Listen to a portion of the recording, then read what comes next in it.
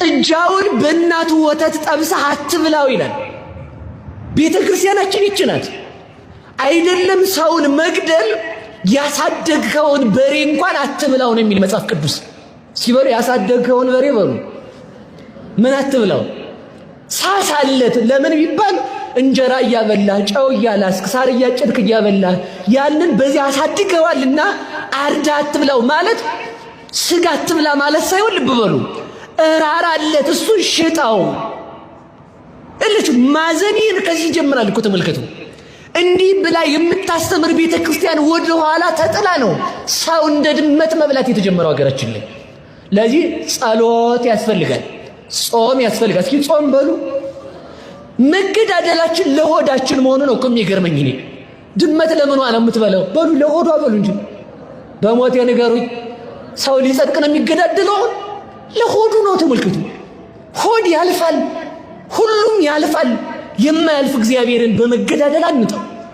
መድኃኔዓለም ለሀገራችን ሰላም ያድልልን። ሆድ በሉ ሁላችሁ ያልፋል፣ መብል ያልፋል። ሆድ ምን ይላል?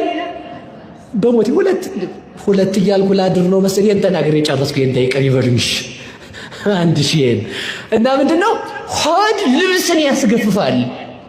ማን እንደተገፈፈ? አዳም እንደተገፈፈ።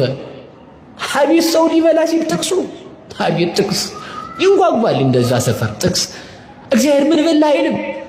እስኪበል መልስልኝ። አዳምን ምን በላ ብሎ አይደል ያስወጣው? ምን በላ ይላል። እንኳን ምን በላ ጊዜ ምን ለበስክም ይላል እግዚአብሔር። ጥቃት እንደው በሞት ያፈርሰውን እናታችን ለትንሽ ነገር አታስብልንም?